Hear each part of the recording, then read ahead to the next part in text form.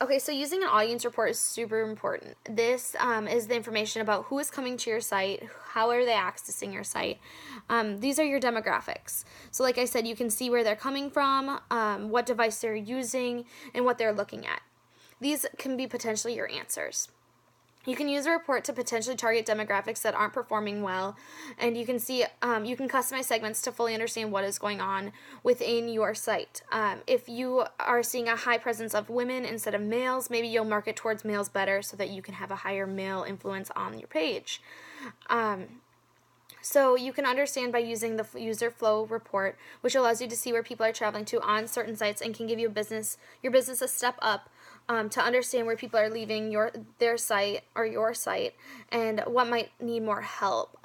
So if your site is lacking in a certain area, it could potentially show you that area and you could go in and fix it so that it makes it easier for someone to understand, or potentially not leave your site so that they stay on your site, they're using your business and not moving to another site and using someone else's business. Now moving to the acquisition reports, these allow you to see how people are finding your website. So I find this super actually interesting because I never knew that there was so much more information about how to get to a certain site. This is also important because you are able to see how someone is accessing or getting to your site using maybe Google, Yahoo.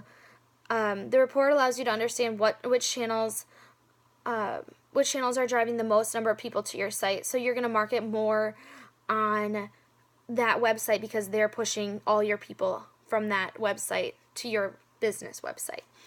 You're able to also see which channels are the most engaging and whether they are resulting in conversations. So when reading about the acquisition segment, I never really realized how many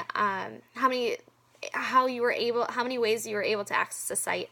An example of this is referral, organic, CPC, and direct. When I'm looking at a website, I tend to travel from a different website based upon the first search that I did. So I tend to move from one site to the other based upon the first site that I visit. If I'm not getting my information on that first site, I'm going to go to a different site, potentially maybe through that first website I was on, and get my information somehow. I think that it's important to understand that people only stay on a site because they want their information right away. So if you don't give them that information, they will potentially leave your site right away.